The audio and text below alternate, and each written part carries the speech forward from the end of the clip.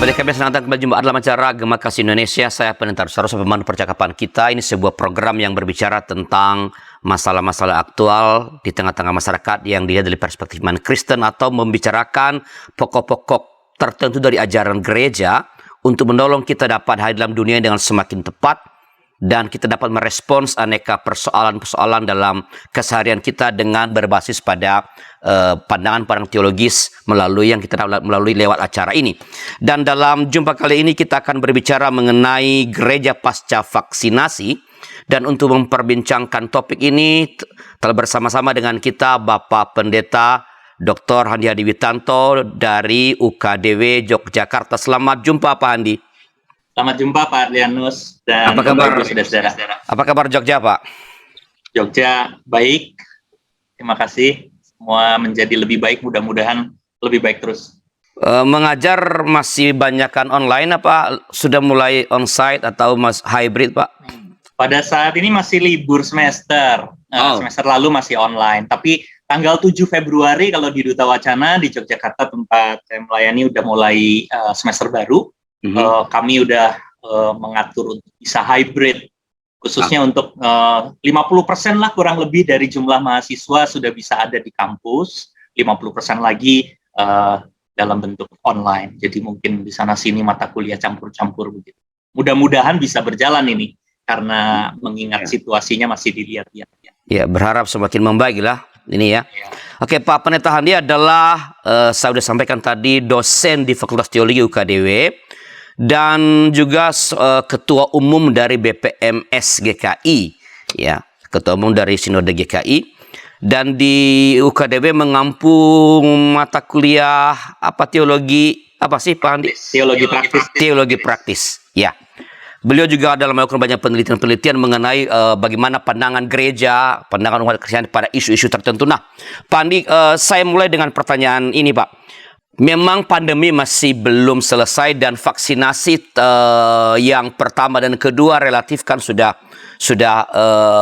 tersebutlah untuk mencapai target. Kita sekarang kan lagi mulai dengan yang ketiga ini, ya.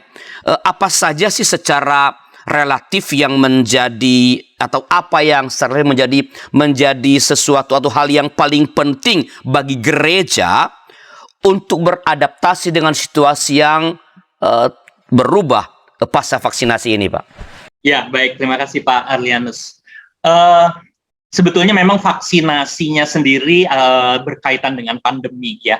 Tetapi kalau kita bicara tentang pasca vaksinasi, kita berbicara tentang konteks yang lebih besar, termasuk dari dampak-dampak akibat pandemi ini dan juga perubahan-perubahan yang ada pada masa sebelum dan juga pada masa pandemi ini.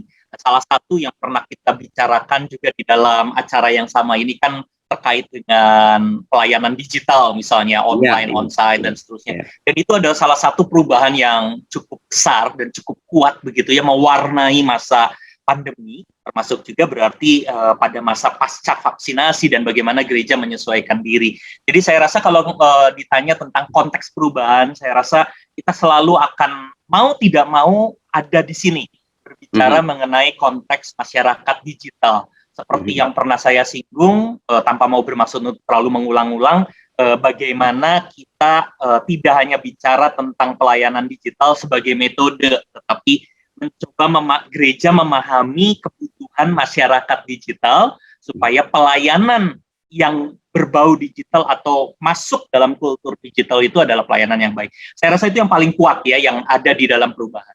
Tapi sebetulnya ini juga baru satu sisi dari kalau ngomong puncak gunung es itu di bawahnya yang sangat banyak gitu ya. Jadi di sekitaran masyarakat digital kita akan berbicara tentang banyak hal, tentang misalnya kemampuan refleksi, spiritualitas yang mendasar, bukan spiritualitas yang sifatnya kulit luar misalnya ya, yang dangkal misalnya.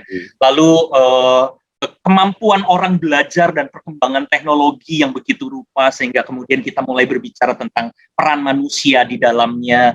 Nah, sampai ke pada akhirnya menurut saya ya gereja sendiri ada dan berhadapan di dalam sebuah situasi bagaimana kita harusnya berjalan secara, kalau saya menggunakan kata meskipun boleh ditempatkan dalam tanda kutip itu profesional. Profesional itu dalam arti gereja yang tahu betul identitas dan tanggung jawabnya. Nah, mungkin ini menjadi tantangan besar sih kalau kita bicara tentang perubahan-perubahan dan pasca vaksinasi sebagai sebuah konteks. Jadi gereja harus berjiwa profesional begitu Pak Hani maksudnya? Iya. Jadi profesional ini sekali lagi mungkin ditempatkan dalam pengertian supaya jangan salah paham, bukan dalam soal berbisnis, bayar-membayar dan sebagainya, bukan itu ya. Tapi profesional itu adalah bahwa gereja itu harus betul-betul mengerti apa yang menjadi tanggung jawabnya. Itu yang saya tempatkan dalam kata profesional. Karena kalau sederhana ya, profesionalitas pelayanan itu biasanya kalau saya sharing bersama dengan para mahasiswa, itu adalah ketika kita sadar kemampuan yang dibutuhkan, kita tahu tujuan yang dikembangkan dan diperjuangkan, kita juga ngerti nilai-nilai yang mau dihidupi bersama. Nah, ini berarti kan menuntut kekritisan tuh di dalamnya. Nah, itulah profesionalitas begitu. Nah, apa yang perlu ya barangkali apa yang perlu disebutlah bagian pertama yang perlu dibenahi atau direvitalisasi oleh gereja untuk dapat mengerti tanggung jawabnya itu merespons perubahan tadi itu, Pak Handi. Ya, memang ada banyak kemungkinan ya untuk kita coba bicarakan. Saya rasa saya senantiasa menggunakan elemen-elemen tadi yang disebut. Kemampuan gereja itu sendiri. Lalu nilai-nilai seperti apa yang diperjuangkan, tujuan-tujuan yang bagaimana, lalu kemampuan untuk kita menjadi sebuah institusi yang adaptif ya, institusi yang kontekstual begitu. Tapi kalau mengerucut ke bagian, ada nggak bagian yang mungkin spesifik serius perlu kita perhatikan, saya kok merasa bahwa kepemimpinan gereja menjadi salah satu kunci. Tentu tanpa bermaksud untuk membuat sentralisasi ya di gereja hanya pada pendeta atau penatua atau majelis jemaat atau pemimpinnya saja, seluruh anggota bertanggung jawab. Tetapi dalam rangka bicara tentang apakah gereja mampu berjalan secara profesional, gereja berjalan dengan tanggung jawab yang serius, peran kepemimpinan gereja rasanya tidak bisa disangkali adalah peran kunci di dalam proses. Jadi saya merasa bahwa kita penting melihat bagian itu. Jadi gereja perlu menyediakan atau sebutlah membuat kepemimpinan itu menjadi profesional. Iya. Mengerti dengan baik apa yang mesti ia kerjakan, apa tanggung jawabnya di tengah-tengah perubahan yang memang sudah terjadi dan mungkin akan terus ada perubahan-perubahan yang bahkan mungkin tidak kita sangka-sangka, begitu? Betul, betul. Ya, saya rasa kan kalau kita berbicara tentang profesionalitas ya, kembali lagi dengan elemen tadi, kemampuan atau kapabilitas, tujuan yang dipahami dengan baik, nilai-nilai yang dikembangkan dan disadari, baik itu ekspektasi dari masyarakat, maupun nilai-nilai bersama, nilai-nilai Kristiani yang kritis yang perlu kita coba perjuangkan. Itu kan adalah sesuatu yang akan berjumpa dengan perubahan-perubahan. Jadi profesionalitas gak berdiri sendiri hanya soal bicara tentang kapabilitas, karena kalau kapabilitas apapun lalu tidak berjumpa dengan kebutuhan dan perubahan yang ada, yang nggak jalan gitu. Itu akhirnya menjadi tidak profesional juga. Orang boleh pandai macam-macam, tapi lalu tidak nyambung. Kalau pakai bahasa anak muda tuh tidak relate gitu ya dengan perubahan dan masyarakatnya. Kapabilitas itu lalu tidak bunyi gitu, tidak bergerak. Nah, profesionalitas pun ada di situ. Ketika kapabilitas, pengetahuan, nilai, tujuan itu secara kritis berinteraksi dengan perubahan-perubahan. Dan menurut saya disitulah profesionalitas.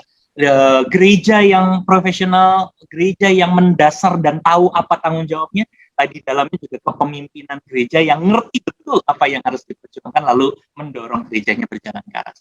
Nah, supaya para sahabat DKP dapat menempatkan, karena tadi Pak Hani juga sudah mengatakan, menempatkan dengan lebih tepat apa yang dimaksudkan dengan profesionalitas dalam percakapan kita ini, Pak. Apakah sebutlah Kitab Suci misalnya bicara nggak sih mengenai profesionalitas ini, Pak? Dalam rangka, sebutlah dalam rangka mengemban tanggung jawab yang dipercayakan pada gereja. Saya selalu mengingatkan kita semua bahwa kalau kita mencari kata kuncinya, kemudian secara literal kata itu ditemukan, pasti kita sadar bahwa tidak akan kita temukan, ya Pak. Pak Arlianus pasti mengerti dengan baik apa yang saya maksud. Tentu kita nggak bisa menemukan kata profesional, tetapi kalau kita mencoba untuk memahami memahami jiwa dari apa yang tadi saya katakan, saya rasa kita akan bisa menemukan cukup banyak legitimasi teks dan legitimasi kisah begitu ya, dan sebagai pengalaman iman di dalam Alkitab. Sebagai salah satu contoh misalnya adalah bahwa ketika kehadiran Tuhan Yesus di tengah-tengah dunia sebagai wujud inkarnasi Allah di dalam dunia dan pengalaman dunia, saya selalu memahami dari kacamata di mana kehadiran Yesus itu adalah mendorong orang-orang beriman untuk tidak hanya berhenti di dalam sikap imannya yang tradisional, tetapi mencoba untuk membuat sikap imannya itu menjadi kontekstual. Sikap imannya itu berinteraksi dengan kebutuhan-kebutuhan. Karena itu menarik ya, misalnya kalau yang saya ingat dengan baik Matius 5-7 gitu ya, khotbah di bukit yang menjadi cerita yang menarik sekali, karena di dalam teks itu seperti ada ketegangan antara mempertahankan Taurat atau mencoba untuk memahami konteks secara baru. Ya, tapi kalau kita baca dengan baik dari awal sampai akhir, Tuhan Yesus mencoba memperlihatkan bahwa ketegangan itu bukan dalam rangka memisahkan antara tindakan dalam konteks yang baru dengan Taurat. Taurat tidak akan dihilangkan, tetapi bagaimana Taurat dibaca di dalam konteks yang baru. Nah, menurut saya ketegangan itu kan jiwanya sama dalam konteks profesionalitas yang tadi dibicarakan. Profesionalitas itu adalah kemampuan untuk mengelola ketegangan itu untuk menghadirkan sesuatu sebaik mungkin, semendasar mungkin, sekritis mungkin. Dan saya merasa bahwa kehadiran Yesus itu memberikan dasar teologis pada pentingnya profesionalitas dalam pengertian seperti tadi. Waktu kehadiran Roh Kudus, misalnya, kehadiran pada masa Pentakosta, kehadiran Roh Kudus itu kan adalah memampukan gereja untuk tetap mampu berjalan meskipun sosok Yesus sudah tidak lagi secara fisik bersama-sama dengan mereka, tapi supaya gereja tetap mampu berjalan dan tinggal di tengah-tengah dunia. Itu yang kata-kata Tuhan Yesus di Yohanes ya, gereja harus tinggal, aku akan pergi kepada Bapa, tapi gereja harus tinggal di dalam dunia dan melakukan sesuatu di dalam dunia. Dan roh kebenaran akan mendampingi gereja untuk tetap memiliki kemampuan menjadi adaptif di tengah-tengah dunia, tanpa kehilangan tujuan dan nilai dasar. Jadi saya membayangkan bahwa ini menjadi sebuah ketegangan kreatif, bukan untuk saling menghilangkan, tetapi untuk saling belajar. Apa yang menjadi tujuan dan nilai yang kita punya sebagai orang Kristen berhadapan dengan perubahan, dan kemudian menangkap sesuatu yang baru, yang kontekstual di tengah-tengah. Kehadiran Yesus dan kehadiran Roh Kudus menurut saya menggambarkan sisi di mana orang beriman itu selalu harus memiliki kesadaran profesional di dalam aktivitas pelayanan. Dalam tanda kutip ya, sekali lagi istilah ini sebagai istilah yang mendasar. Jadi bisa dikatakan bahwa apa yang diajarkan Yesus dalam sebut khotbah di bukit itu, ya, atau kehadiran Roh Kudus yang memampukan orang-orang percaya dapat hidup dalam dunia dengan tepat, itu yang disebut karya profesional, begitu Pak? Ya, istilah yang saya gunakan adalah bahwa karya Allah kepada kita yang untuk menghadirkan pelayanan yang profesional. Oke, menghadirkan pelayanan yang profesional, kemampuan menjaga ketegangan kreatif antara sebutlah apa yang difirmankan Allah itu dalam konteks tertentu di masa lampau dengan perubahan-perubahan yang sekarang ini, itu yang dimaksud dengan sebenarnya pelayan profesional, begitu Pak? Iya, betul. Mungkin di dalamnya beberapa dari kita barangkali menjadi khawatir, apa ukuran-ukuran begitu. Biasanya kalau di dalam diskusi muncul ukurannya apa? Perjumpaan itu oke barangkali bagi beberapa orang, tetapi ukuran untuk membuat bahwa perjumpaan itu tidak menghadirkan sesuatu yang kemana-mana gitu ya, yang lalu membuat kita kehilangan Kristiani kita misalnya. Saya mencoba untuk menggunakan beberapa catatan saja. Ukuran kita adalah kritisan, gitu ya. Artinya kita sendiri kan selalu berbicara. Tadi kan saya menyebut elemen dari profesionalitas kita adalah kemampuan, nilai, tujuan, gitu ya. Kemampuan kita untuk menjaga komunitas kita, Kalau saya ingat kolega saya di Fakultas Teologi di Duta Wacana, Pak Yahya, Profesor Yahya sekarang karena udah profesor nih, Pak Yahya selalu mengatakan pentingnya sekali konsep komitmen dan independensi, kalau dia selalu menggunakan istilah independensi kita sebagai seseorang yang tahu betul nilai Kristiani kita seperti apa, sehingga ketika berjumpa kita tidak hanya ikut-ikutan di satu sisi, tapi juga tidak mengabaikan di sisi yang lain. Independensi adalah kemampuan kita untuk melihat apa yang terbaik yang harus kita coba perjuangkan. Nah, profesionalitas yang saya gunakan sebagai pintu masuk untuk berbicara mengenai pentingnya gereja pasca vaksinasi itu ada di sana. Rekan pendeta Yoas Adi Prasetya di STMT Jakarta menggunakan satu kata lain untuk menggambarkan hal ini, virtue, kebajikan. Jadi kemampuan kita untuk bukan hanya pragmatis ngikutin aja begitu, atau kaku tanpa peduli apa yang terjadi di dalam perubahan. Orang selalu bilang, aduh khawatir perjumpaan itu akan membuat kekacauan, nanti gereja kemana-mana.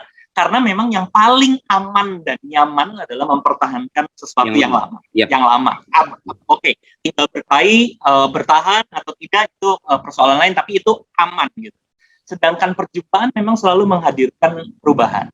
Perjumpaan menghadirkan kesediaan untuk dialog dan sebagainya. Ini memang nggak terlalu aman dan nggak terlalu nyaman bagi banyak orang. Tapi kalau kita melihat bahwa Yesus pun selalu mengutak-atik ajaran iman pada saat itu. Roh Kudus ternyata juga tidak mau membiarkan gereja hanya mengikuti Yesus secara fisik yang lalu membuat mereka hanya menjadi pengikut tanpa kesadaran dan kemampuan untuk independen. Nah, menurut saya di sini nilai-nilai profesionalitas itu dibicarakan. Oke, ada kekritisan, ada kemampuan. Kritis, mampu, dan independensi ya, dialog. Ya, oke. Menarik ya percakapan ini, dan kita akan jeda sejenak untuk memberi kesempatan bagi beberapa informasi berikut ini.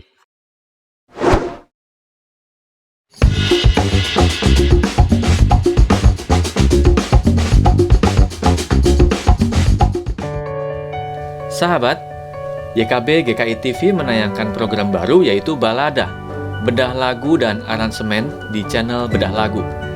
Program ini tayang secara premier 2 minggu sekali setiap hari Sabtu jam 8 malam. Jangan lupa like, subscribe, dan bagikan kepada sebanyak mungkin orang. Tuhan memberkati.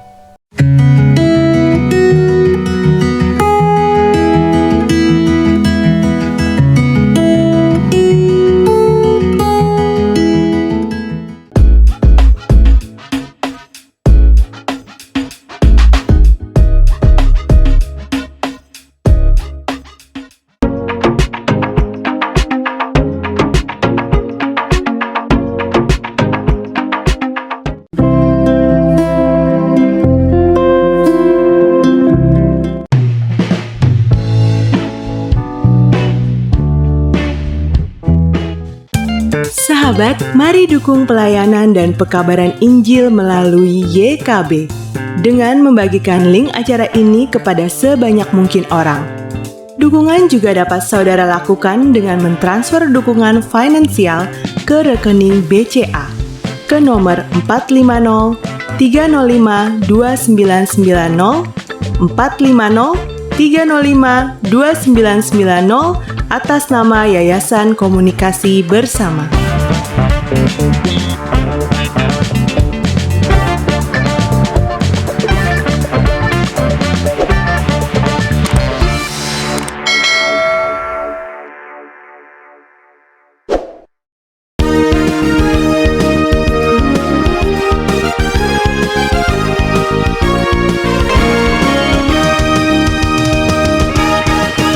kasih sahabat, masih bersama kami dalam acara Gema Kasih Indonesia. Saya Pendeta Rosa, dan kita bersama dengan narasumber kita Bapak Pendeta Dr. Hadi Witanto dari UKDW. Kita bicara mengenai gereja pasca vaksinasi.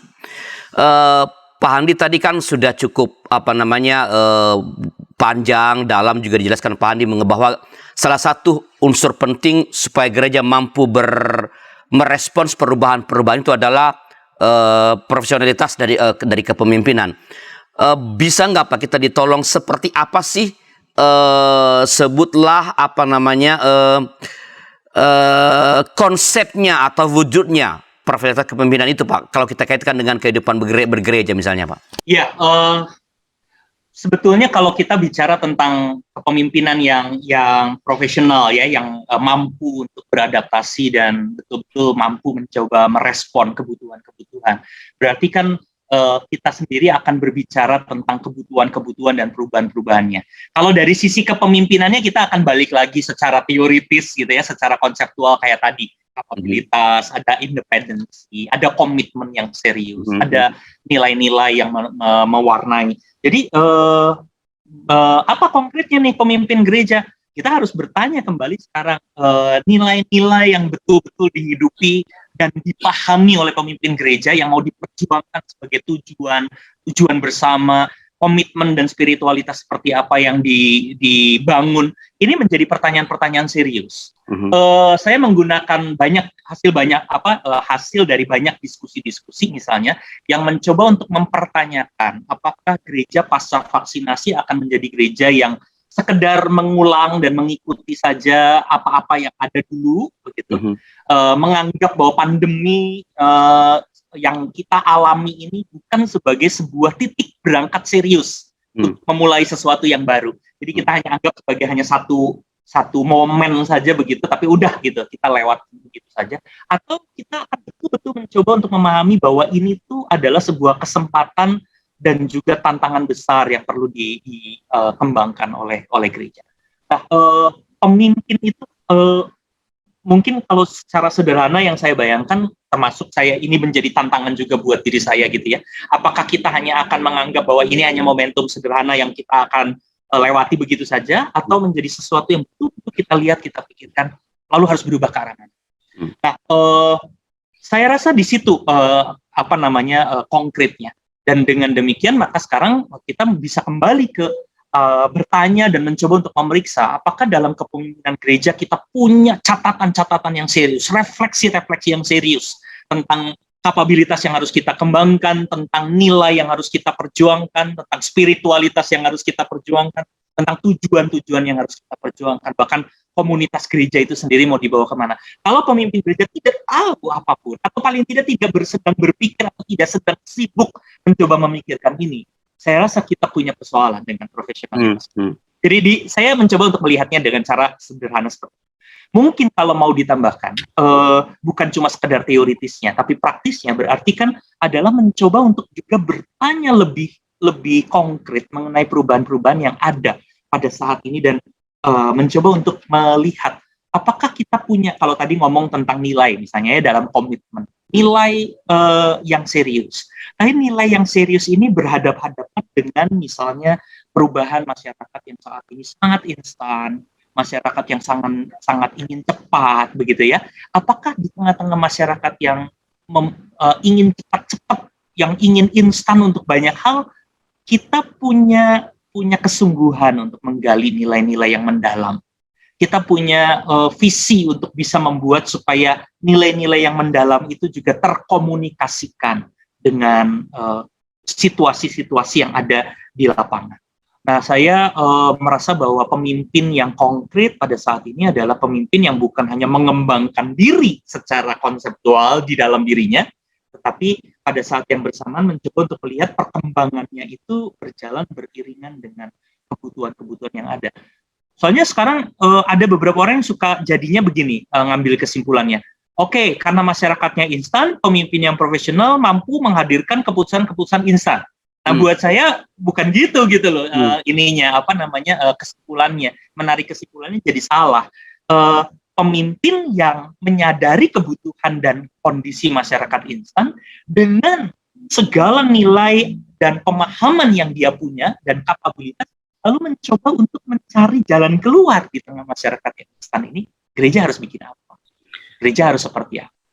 Nah, ada dua hal penting ya Pak Handi tadi dari ya. Pertama soal nilai dan nanti yang berkaitan dengan spiritualitas. Apakah artinya sebenarnya nilai-nilai yang disebutlah yang selama ini dihidupi oleh gereja itu tetap dipertahankan tapi sambil mencoba untuk sebutlah menjembatani nilai-nilai itu dengan sebutlah nilai-nilai yang sedang tumbuh juga di tengah-tengah masyarakat, atau sebenarnya nilai-nilai ini perlu penyesuaian juga terhadap nilai-nilai yang sedang bertumbuh di tengah-tengah masyarakat karena sebagai dampak dari perubahan-perubahan yang terjadi ini. Saya punya pemahaman yang lebih ke yang kedua kalau saya nggak salah tangkap tadi ya. Artinya di dua sisi itu betul-betul sama-sama saling belajar sebetulnya.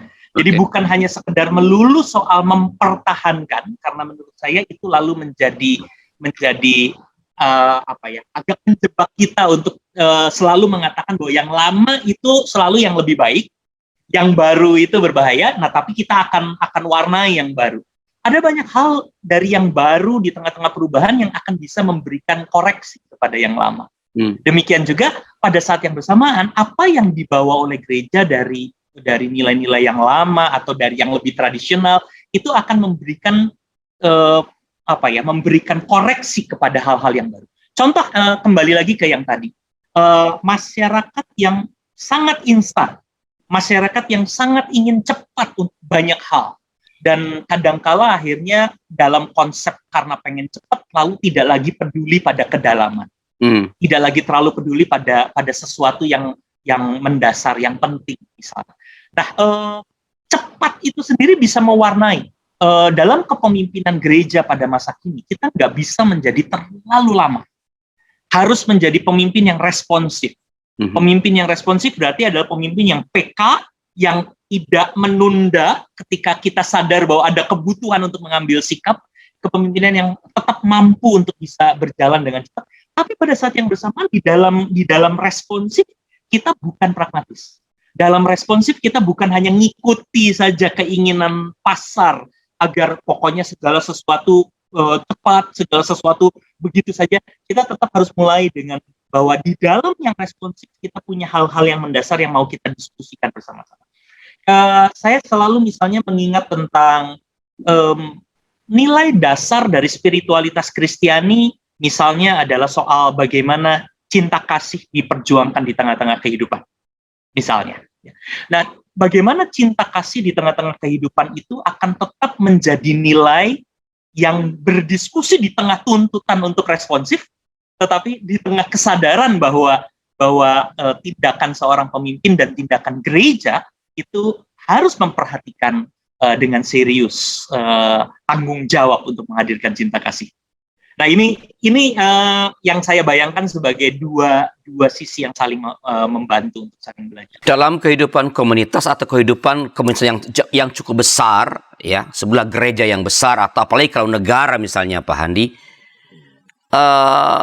bukankah itu artinya seorang pemimpin akan mengalami kegagalan ketika ia mesti merespon sesuatu yang menuntut respons yang cepat pada saat yang sama?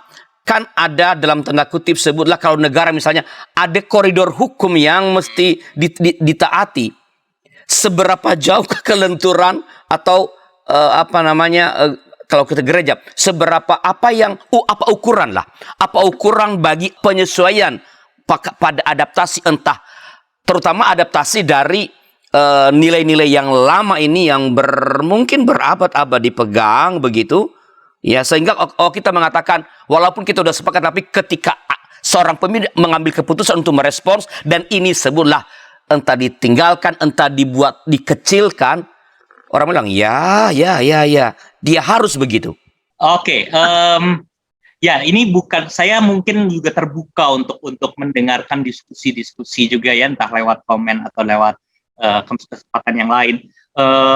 Saya bisa dikoreksi soal ini. Tapi kalau saya mencoba untuk ada di dalam situasi ini, maka yang kita bicarakan itu bukan sekedar soal koridornya dirubah begitu ya, atau dibongkar begitu saja, tetapi esensinya, artinya koridor, tradisi, peraturan. Kalau di dalam tata gereja misalnya, kepemimpinan kita selalu ditabrakin dengan bagaimana tata gereja kita mengatur, misalnya gitu ya, dan seolah-olah itu jadi sesuatu yang lalu saling berlawanan.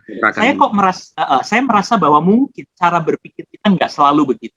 Tetapi bagaimana kita selalu mencoba mengembalikan koridor tata gereja di dalam konteks gereja atau peraturan hukum di dalam konteks yang lebih makro seperti negara itu sebagai alat yang membantu esensi yang kita temukan. Jadi berarti ukurannya itu adalah kita menyadari dulu apa nih yang sedang kita bicarakan, kan sebetulnya kan topiknya bisa macam-macam ya, bisa macam-macam sekali. Ada hal yang bisa kita bicarakan dalam waktu yang cukup panjang, ada hal yang harus cepat. Ini kan dua hal yang berbeda tergantung kasusnya.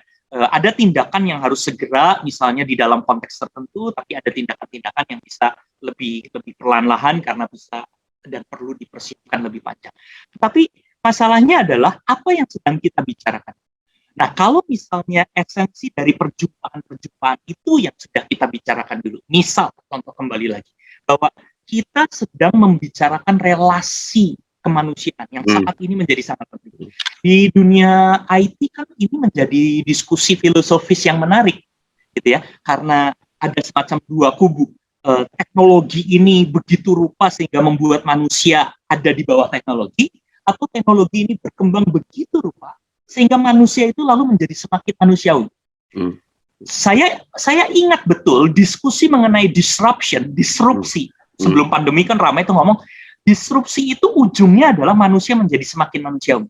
Yes. Itu optimis luar biasa. Karena disrupsi itu dipahami sebagai perubahan luar biasa karena teknologi yang membantu manusia jadi semakin tahu bagaimana membangun relasi dengan manusia lain. Bagaimana manusia semakin tahu membangun relasi dengan kehidupan. Jadi makin bagus malah hidup manusianya. Berkualitas. Berkualitas. Tapi kita tahu betul bahwa di samping itu selalu ada sisi mata uang lain di mana manusianya berubah menjadi robot, atau manusianya malah menjadi tidak tahu apa-apa, robotlah yang lalu berpengaruh lebih luar biasa, mesinlah, semua logika-logika pasar yang dibantu oleh teknologi yang membentuk manusia, sehingga lalu manusia semakin tidak manusia. Nah, ini kan sebetulnya ketegangan yang dimaksud tadi, gitu ya. Ada dua sisi yang saling berjumpa, perubahan yang mewarnainya, dan kemudian menghasilkan sesuatu. Nah, menurut saya, ketika tadi kita bicara tentang profesionalitas, kita tuh sedang berbicara tentang itu dan menemukan gereja itu harus gimana. Gereja sedang membicarakan apa? Gereja itu ingin menghadirkan apa? Kalau pakai bahasa teologis atau pakai bahasa teologis praktis gitu ya, kami selalu menggunakan istilah komunikasi iman semacam apa yang sedang ditawarkan oleh gereja. Komunitas iman seperti apa yang sedang ditawarkan oleh gereja. Saya rasa kalau pakai bahasa sederhananya, komunitas cinta. Komunikasi mengenai cinta kasih dan relasi misalnya. Tetap kita bicarakan tentang itu. Dan ketika kita bicara itu, barulah nanti kita akan mulai melihat mana yang harus tetap demi cinta kasih, karena kalau lama-lama cinta kasih tidak akan dihadirkan, mana yang perlu melihat kembali apakah koridornya sedang mendukung cinta kasih itu, mana yang perlu kita koreksi di dalam koridor-koridor yang ada, karena mungkin koridor-koridor itu justru menghambat, mana yang kita justru harus mempertahankan koridor-koridor yang ada, karena justru koridor itulah yang mempertahankan cinta kasih. Makanya saya tidak akan pernah merasa bahwa kalau kita menghadapi perubahan, lalu kita sedang berhadapan-hadapan dengan tata gereja, seolah-olah tata gereja kita musuh misalnya. Sama kayak negara di tengah-tengah perubahan, seolah-olah seluruh hukum dan undang-undang sebagai musuh. Enggak. Tetapi kita menempatkan itu semua sebagai pelayan untuk menghadirkan dan memperjuangkan nilai-nilai dasar atau hal-hal yang mendasar dari perjumpaan-perjumpaan. Apakah artinya dengan demikian, kalau mengutip Tuhan Yesus, atau pernah dulu almarhum Sacipto Harjo ngomong ini, menulis ini tentang ini juga di almarhum siapa?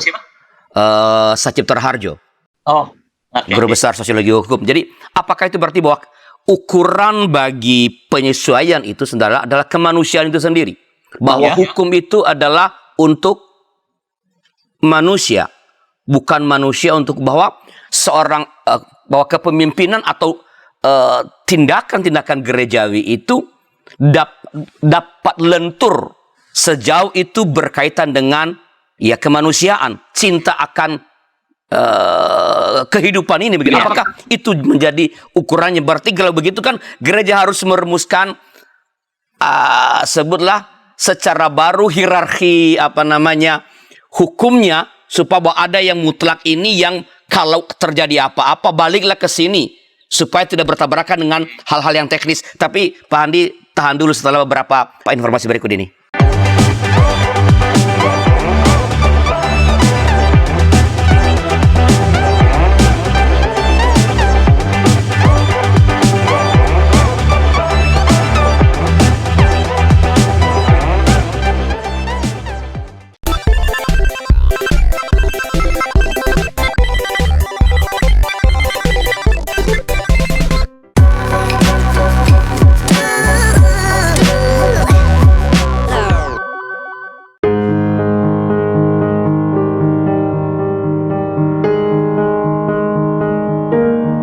Sahabat, kami mengucapkan terima kasih karena sudah menjadi mitra pekabaran Injil di channel YouTube YKB GKI TV. Untuk mempermudah sahabat berlangganan dan menyaksikan program renungan berbahasa daerah, maka pada bulan November ini kami membuat channel YouTube YKB berbahasa daerah. Channel ini khusus diisi program-program berbahasa daerah yang ada di Indonesia. Diingat ya sahabat, mulai bulan ini program seperti Basa-Basa Dede Bahasa Nias, Palamboroha Bahasa Toba, Pepalem Pusuh Bahasa Karo, Pamalas Uhur Bahasa Simalungun, Pepalem Ate Bahasa Pakpak Daeri, Paniis Manah Bahasa Sunda, Pangayeming Manah Bahasa Jawa, Panadoh Ati Bahasa Dayak Ahe, Penyadingan Atei Bahasa Dayak Ngaju, Piranai Atei Bahasa Dayak Maanyan, Umpama Kena Pena Bahasa Toraja, Papan Sungai Naunga Bahasa Talaut, Pakateno Unau Bahasa Siau, Mari Kasagar Hati Bahasa Kupang, Pamaringu Eti Bahasa Sumba, Mapalolinekaf Bahasa Timur, dan bahasa daerah lainnya akan tayang di channel YouTube YKB Berbahasa Daerah. Jangan lupa subscribe dan tekan tanda lonceng untuk mendapatkan informasi video terbaru di channel YouTube YKB Berbahasa Daerah. Terima kasih, Tuhan Yesus memberkati. Sahabat, mari dukung pelayanan dan pekabaran Injil melalui YKB dengan membagikan link acara ini kepada sebanyak mungkin orang. Dukungan juga dapat saudara lakukan dengan mentransfer dukungan finansial ke rekening BCA ke nomor 450 305 2990 450 305 2990 atas nama Yayasan Komunikasi Bersama.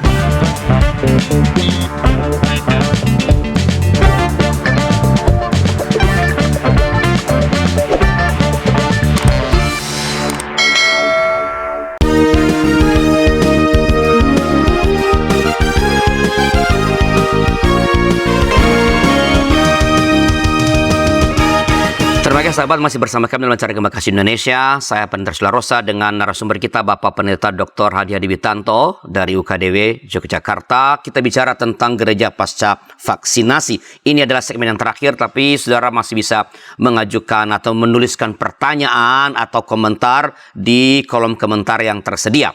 Pak Handi, tadi kan di ujung segmen kedua saya sempat setelah mendengarkan penjelasan Pak Handi mengenai ukuran. Apakah artinya sebenarnya kita kembali pada pernyataan Tuhan Yesus itu gitu loh. Bahwa ukurannya adalah kemanusiaan, bahwa manusialah sejauh ini memuliakan kemanusiaan, memuliakan manusia, menjaga martabat manusia, maka itu yang dilaksanakan. Kalau ada peraturan-peraturan lain atau sebutlah koridor-koridor tertentu yang memang baik juga ketika disusunnya, tapi bertentangan dengan yang prinsip ini, maka disitulah kelenturan seorang pemimpin itu diperlukan. Apakah begitu Pak Handi? Ya, secara prinsip saya punya pandangan seperti itu. Jadi apa yang menjadi dasar? Hanya barangkali koreksinya adalah koreksi kecil ya, dalam pengertian mungkin kalau kita bicara tentang nilai Kristiani, kita tidak hanya bicara tentang kemanusiaan, karena nanti bisa jadi agak sedikit ini ya, antroposentris dan kemudian segala kepentingan dari kemanusiaan. Sekarang orang sangat serius berbicara tentang kehidupan. Jadi bukan segala makhluk gitu ya. Jadi manusia dan seluruh makhluk, bahkan seluruh ciptaan Tuhan yang lain. Teoekologi itu kan nggak selalu laku di tengah-tengah gereja karena orang masih ngomongnya hanya tentang manusia. Tapi prinsipnya betul, prinsipnya sama. Hal mendasar dari kekristenan dan spiritualitas kita itu adalah berbicara mengenai manusia dan kehidupan. Karena inti dari kekristenan kita adalah Allah menciptakan manusia dan ciptaan lainnya dan bagaimana manusia dan alam ciptaan lain itu berelasi untuk menghadirkan kemuliaan kembali kepada pencipta, kepada Tuhan. Jadi akan selalu berputar di sana.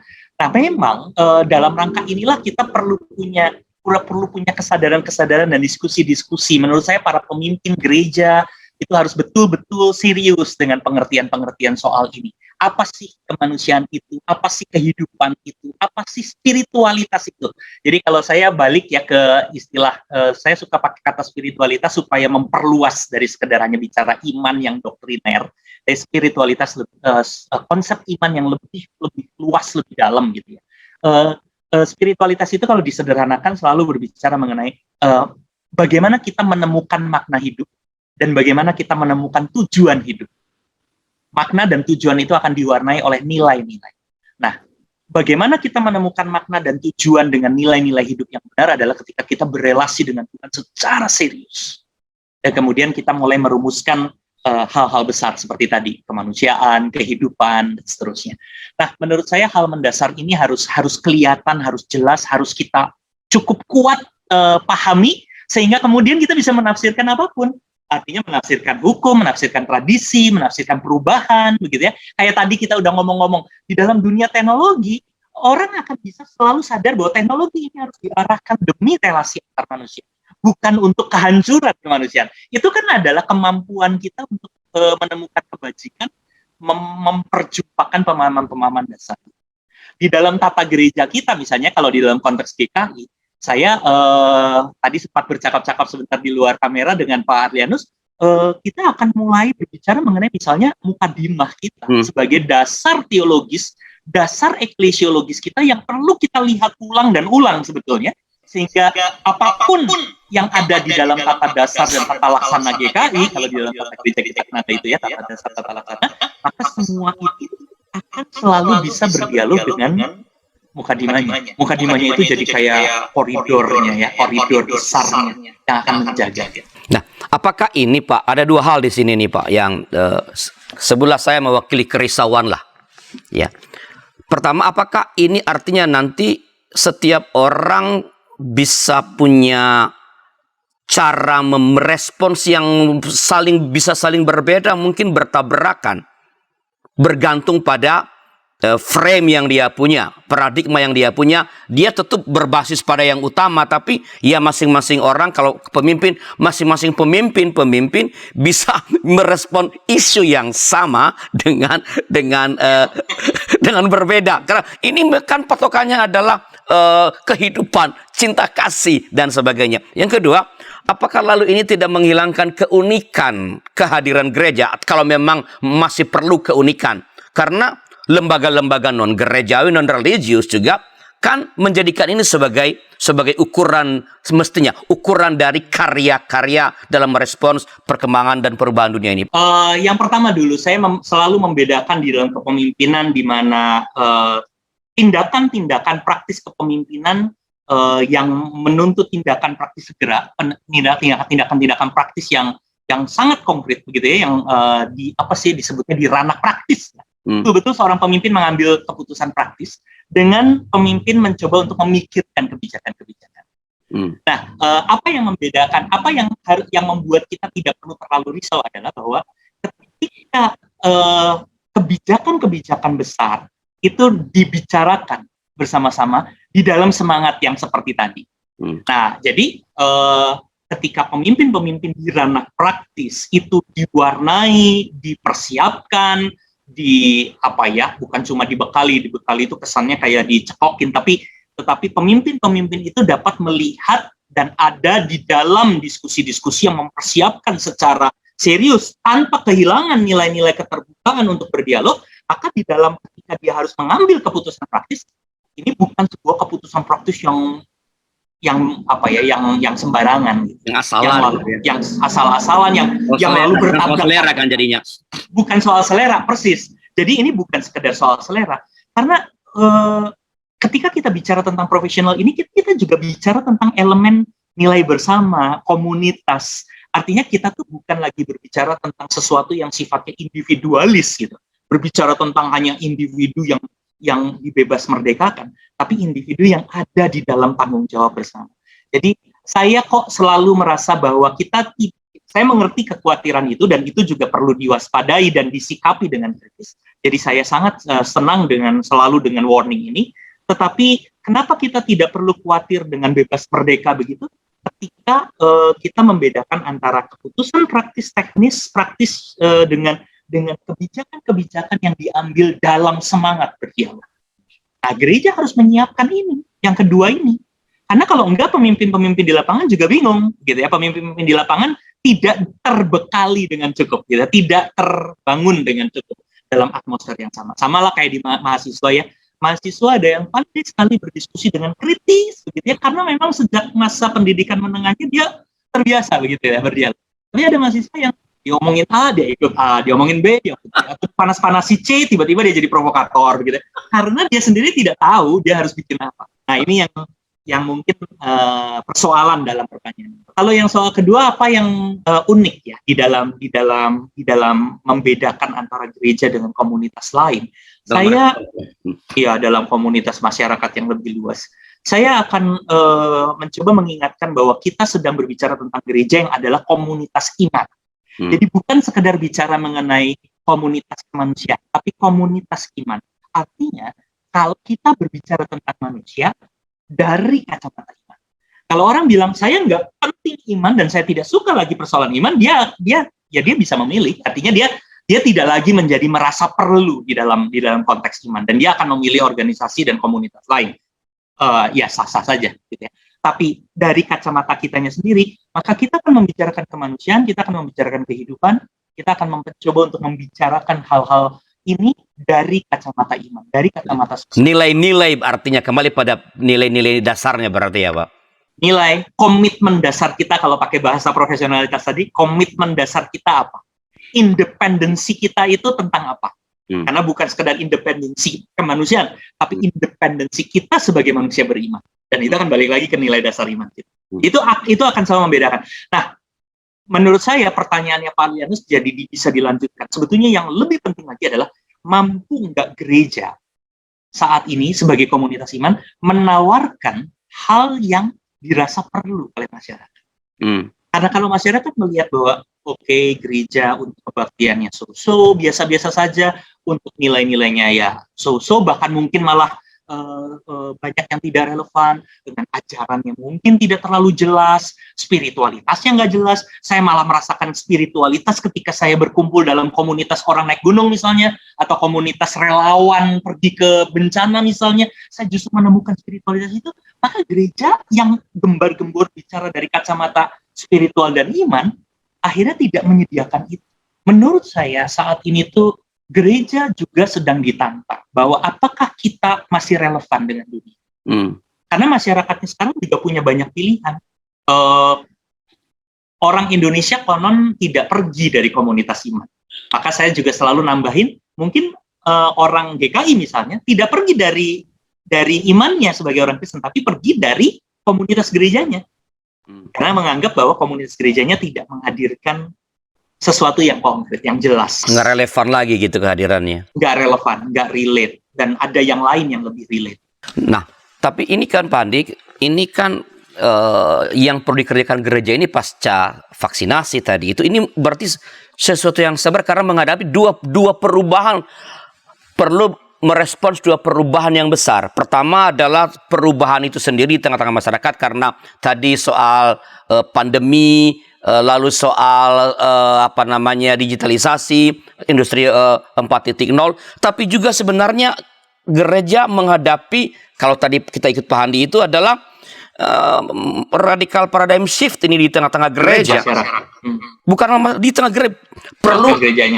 Perlu ada perubahan paradigma yang radikal ketika mengatakan ya ada sebuah koridor yang bersifat fundamental dan ini yang menilai semua berbagai hal-hal lain. Inilah ukuran kelenturan. Apakah menurut Pak Handi gereja kita, walaupun saya tahu Pak Handi bilang selalu optimis Pak Handi, tapi sejujur-jujurnya kita siap nggak sih Pak? Gereja siap nggak sih? Entah internalnya soal cara berpikir yang mesti berubah tadi dan orang-orangnya, dan dunia yang berubah begitu kencang Pak Handi. Iya, memang ini saya mungkin bukan seorang yang akan menempatkan diri sebagai penerawang yang baik. Saya sendiri akan menempatkan diri bahwa kita ada di tengah-tengahnya. Saya bersama-sama di dalam arus ini. Kesiapan atau ketidaksiapan kita akan dibuktikan oleh waktu. Tapi tanggung jawab kita saat ini adalah mencoba untuk bekerja dan melakukan yang semaksimal mungkin. Yang perlu kita lakukan, sesuaikan supaya kita punya kemampuan. Pada waktunya kita bisa tetap dilihat bahwa kita punya kemampuan.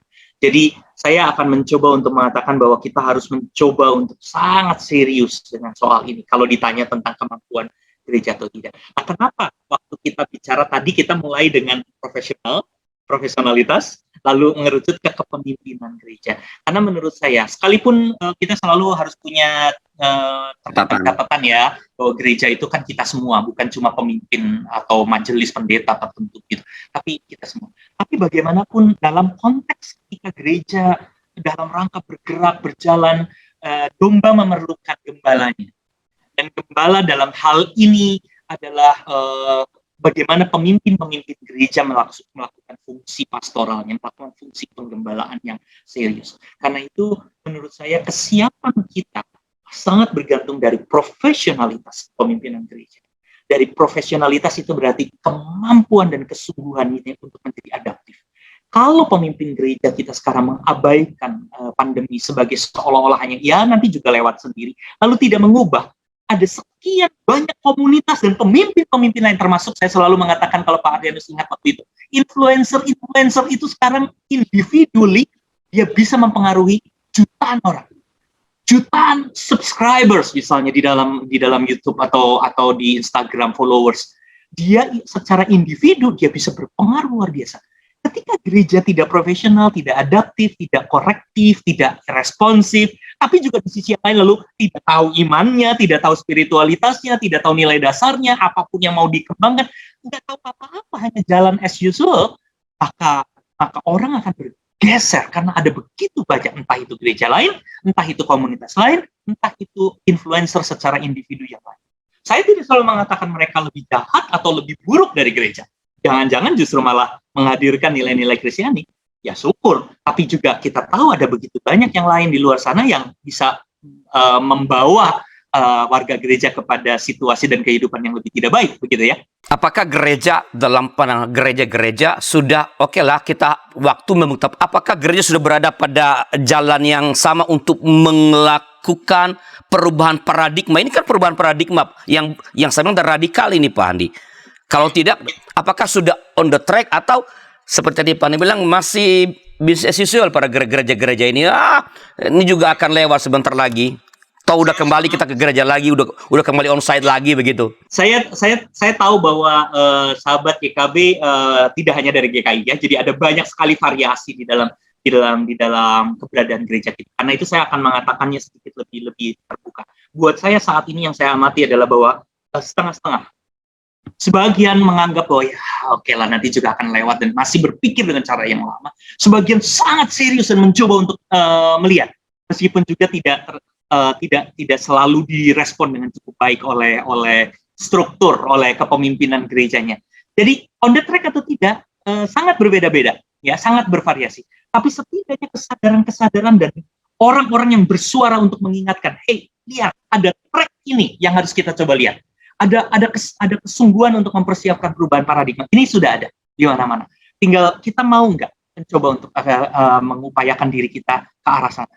GKI sendiri kalau dalam lingkup GKI seperti apa? Saya selalu mengatakan di ranah praktis, saya kok masih melihat beberapa orang yang seperti biasa, beberapa bahkan tidak memikirkan apa-apa. Beberapa malah lalu terjebak di persoalan-persoalan yang sangat yang harusnya sudah selesai pada waktu-waktu sebelum ini. Begitu ya, berkaitan dengan soal posisi dirinya di hadapan jemaat, bicara tentang soal-soal praktis teknis di dalam kehidupan organisasi.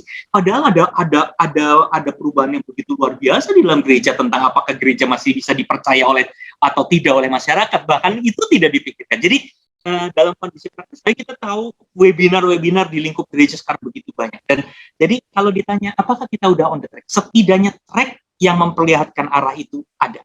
Kita sadar atau enggak? Nah, saya mungkin mau mengatakannya begini, Pak Arlianus dan teman-teman sahabat YKB. Saya akan mencoba selalu menunjukkan beberapa elemen. Ini dari hasil penelitian sebetulnya ya, penemuan. Jadi apa yang bisa membuat kita akan ada di track untuk siap berubah ini? Satu, kita bicara tentang apa yang menjadi inti dari ajaran dan iman kita. Ya, seperti apa? Saya menemukan di dalam penelitian, ternyata ada banyak loh gereja yang menghadirkan pemahaman ajaran tentang Allah, tapi ajaran itu membuat kita itu sangat-sangat, kalau nggak anti, tidak peduli gitu loh pada kehidupan. Jadi hanya bicara melulu, kalau pakai diskusi-diskusi yang lama dulu, hanya peduli pada keselamatan pribadi begitu, tidak lagi bicara tentang kehidupan.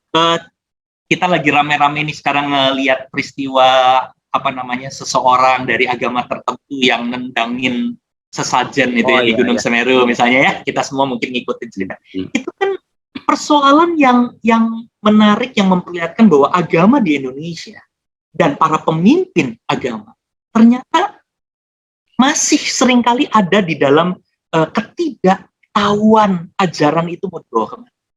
Ajaran seperti apa yang relevan dengan kehidupan masyarakat dalam perubahan yang ada.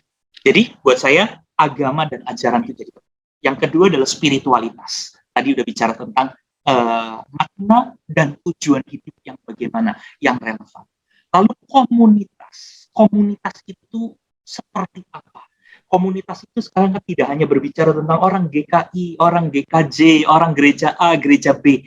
Komunitas iman itu adalah orang-orang beriman yang juga mau terbuka untuk betul-betul menggali. Dan gereja harus mulai membuka diri berdiskusi seluas mungkin untuk bisa membuat gereja itu bermakna dengan luar biasa. Kalau saya kembali lagi meminjam dengan baik apa yang saya ingat dari apa yang dikatakan rekan pendeta Yoas Adi Prasetya di STFT, membership. Sekarang konsep members gereja itu harus dilihat ulang gitu ya. Sekarang kita nggak bicara lagi membership base. Bagaimana praktisnya di gereja? Emangnya harus dibubarkan? Enggak. Tapi kita seperti punya dua track nih dalam gereja.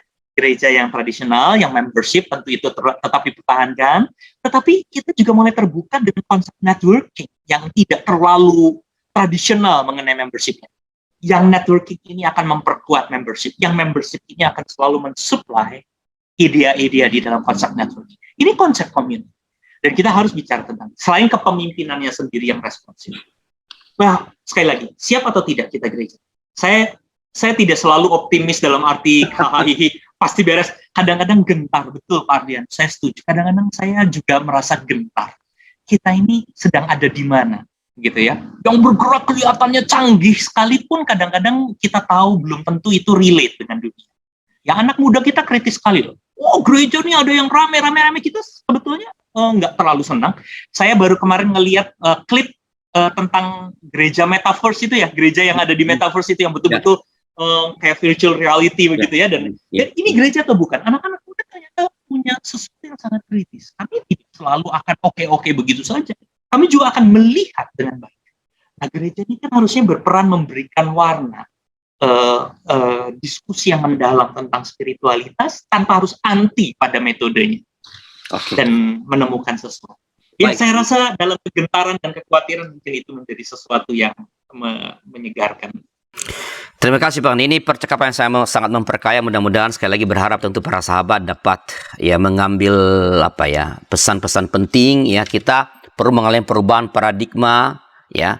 Perlu kemampuan adaptif pada dunia tanpa kehilangan nilai-nilai fundamental yang kita sudah yakini selama berabad-abad barangkali, dan itu menjadi apa tadi disebut inti iman ya dari kekristenan kita. Baik, terima kasih para sahabat. Bila ada masukan-masukan silakan kirim kepada kami melalui 0812 888 9191. Saya ulangi 0812 8188 9191. Pak Andi, terima kasih sekali lagi atas berbagai pencerahan yang diberikan, sangat memperkaya, saya sangat menikmati, dan saya percaya para sahabat juga menikmati. Dan para sahabat, sampai jumpa pada episode yang akan datang. Tuhan memberkati.